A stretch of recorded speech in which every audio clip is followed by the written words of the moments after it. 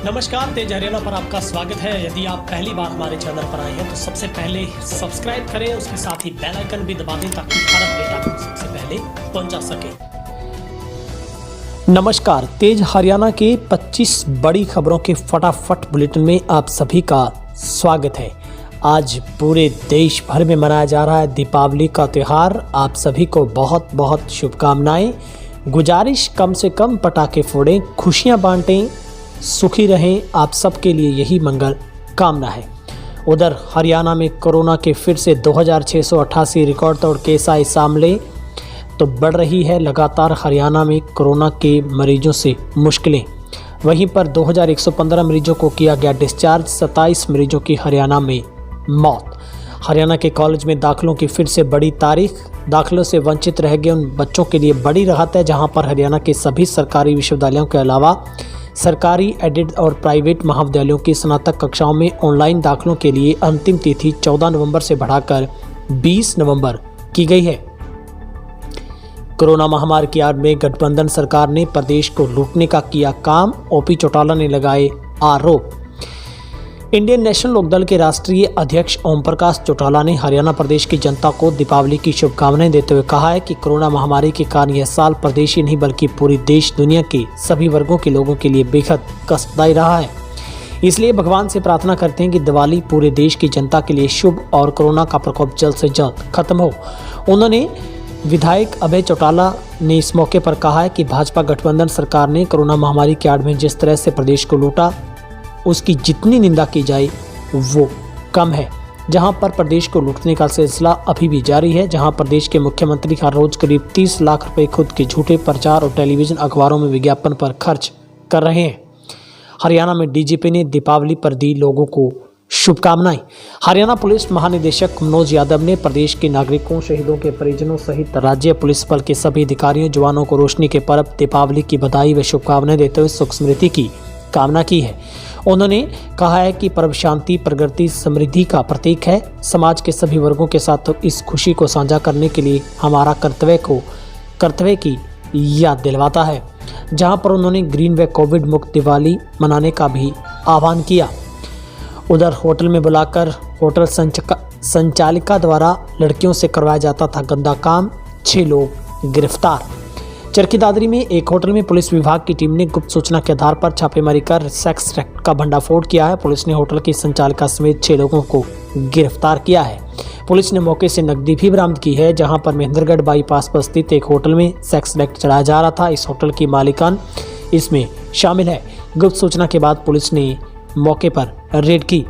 Haryana police ने 6 most wanted अपराधियों को किया गिरफ्तार।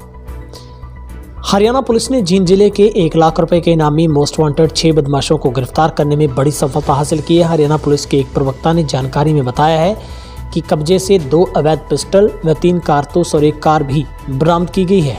आरोपियों को पकड़ने के बारे में दिए गए सख्त दिशा निर्देशों की पालना करते हुए एक टीम गठित की गई थी, जो कि जींद के अलावा जिला हिसार, कैथल, भिवानी, सोनीपत, रोहतक जिलों के मोस्ट वांटेड अपराधियों को पकड़ने में कामयाब रही। फरीदाबाद में जबरदस्त गैंगवार नामी बदमाशों को गोलियों से भूना। फरीदाबाद में गैंगवार में एक नामी बदमाश को गोलियों से छलनी कर दिया है। घटना सुबह की है, जहां पर मोटरसाइकिल पर सवार होकर बदमाशों ने ताबड़तोड़ फायरिंग की थी, जिसमें रॉकी की मौत हो गई।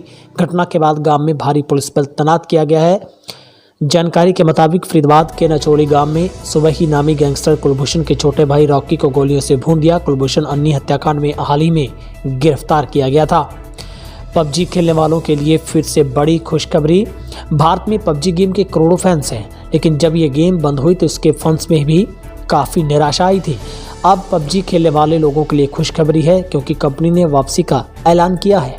पबजी ग्रुप ने ऐलान किया है कि पबजी गेम भारत में वापस कर रहा है। भारत सरकार ने पबजी समेत 118 मोबाइल ऐप पर 2 सितंबर को प्रतिबंध लगा दिया था।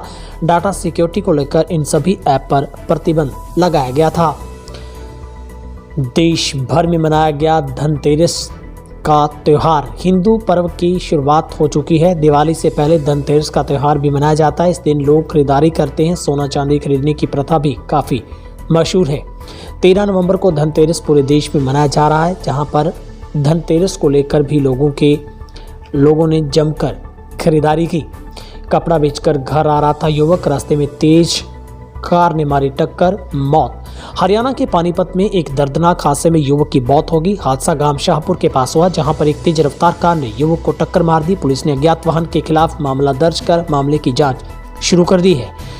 जहां पर आरिफ नारनौल से कपड़ा बेचकर मोटरसाइकिल पर घर आ रहा था कि शाहपुर के पास एक तेज रफ्तार कार ने उसे टक्कर मार दी। मंदिर के बाहर से बने फुटओवर ब्रिज पर किशोरी ने लगाया फंदा। घर से आई थी पूजा करने के बहाने। हरियाणा के गुरुग्राम में शीतला माता मंदिर के बाहर बने फुटओवर ब्रिज में एक 14 वर्षीय किशोरी ने फांसी लगाकर जान दे दी। मृतक किशोरी गुरुग्राम के अशोक विहार की रहने वाली है। सूत्रों के मुताबिक वह मंदिर में पूजा करने के बहाने आई थी, लेकिन यहां पर मौका देकर रेलिंग से फंदा लगाकर आत्महत्या कर ली। कोरोना से पहली युवा की मौत से पूरे शहर में गम का माहौल। दीपावली से पहले ही कोरोना से सिरसा के एलनाबाद में कहर बरस पाया है, जहां पर कोरोना से पहले युवा की मौत हुई है। जहां पर शहर में कोरोना संक्रमण से हुई 5वीं मौत से लोगों में भय का माहौल है। दीपावली से ठीक एक दिन पहले ही वार्ड नंबर 9 के रहने वाले एक युवा गैस टीचर, जो कि गांव धौलपालिया से सेवारत था, कि कोरोना संक्रमण से उसकी मौत हो गई। उधर सपना चौधरी की शिकायत पर हर्ष छिकारा गिरफ्तार, 14 दिन की न्यायिक हिरासत में भेजा। हरियाणवी कलाकार सपना चौधरी और उनके पति वीर साहू की शिकायत पर हांसी पुलिस ने हर्ष छिकारा व नवीन पंगाल को गिरफ्तार कर लिया है। दोनों को अदालत में पेश कर 14 दिन की न्यायिक हिरासत में भेजा गया। दोनों के वकील पवन ने बताया कि हर्ष और नवीन की तरफ से अग्रिम सुनवाई के लिए याचिका दायर की गई है, जिसके लिए 2 दिन का समय मिला है। हिसार पुलिस ने हर घर लक्ष्मी के साथ मनाई दीपावली, घर घर जाकर दी बधाई। हिसार एसपी बलवान सिंह राणा आईपीएस के निर्देशों के मुताबिक हर घर लक्ष्मी के बारे में जागरूकता फैलाते हुए दीपावली मनाई गई है। इस दौरान महिला पुलिस थाना प्रभारी निरीक्षक सुनीता और दुर्गा शक्ति प्रभारी निरीक्षक सरोज ने शहर के अलग अलग जगहों पर जाकर दौरा किया। इस दौरान उन्होंने शहर के कुछ घरों में जाकर दिवाली की बधाई दी, उन्हें हर घर लक्ष्मी के बारे में भी अवगत कराया। उधर पति से अलग रह रही युवती से रेप, आरोपी ने पहली दोस्ती की, फिर शादी का झांसा देकर किया रेप। हरियाणा के गुरुग्राम में शादी का झांसा देकर दुष्कर्म किए जाने का मामला सामने आया, जहां पर राजेंद्र पालक थाना पुलिस ने मामला दर्ज कर जांच शुरू कर दी है। मूल रूप से मुजफ्फरपुर निवासी 27 साल युवती ने पुलिस को दी शिकायत में बताया कि उसका अपने पति से विवाद चल रहा था। विवाद के कारण वह अलग रह रही थी, जहां पर घरेलू सहायिका का कार्य करती थी और उसे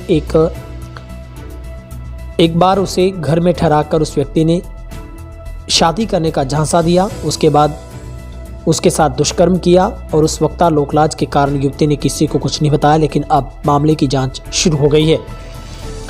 ग्राम सचिव की भर्ती के लिए परीक्षा 25 से 27 दिसंबर तक होगी आयोजित। 14 नवंबर से डाउनलोड कर सकेंगे एडमिट कार्ड।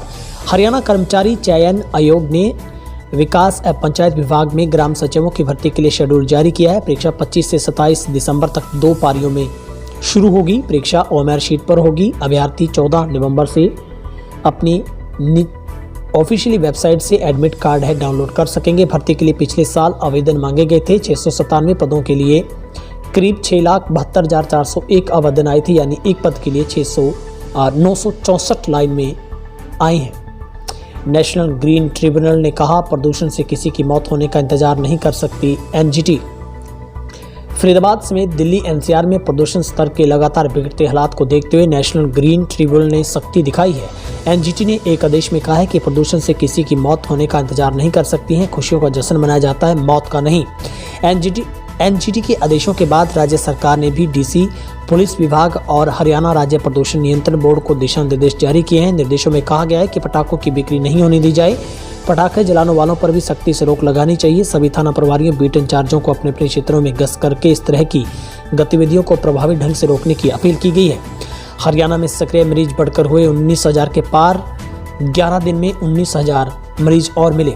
राज्य में सक्रिय मरीजों की संख्या लगातार बढ़ती जा रही है, जहां पर 19,275 सक्रिय मरीज हो गए। इनमें से मात्र 19,000 पिछले 11 दिनों में आए हैं।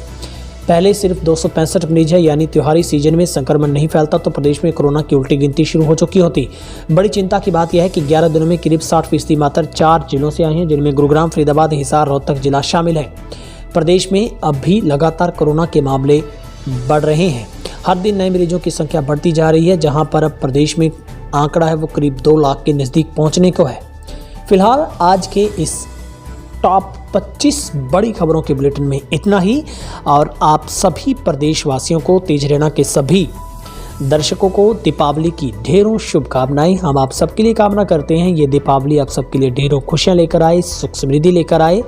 आप अपना ख्याल रखें, बच्चों का ख्याल रखें और कोरोना से भी एहतियातन सोशल डिस्टेंस, चेहरे पर मास्क रखें क्योंकि कोरोना से जंग अभी भी जारी है।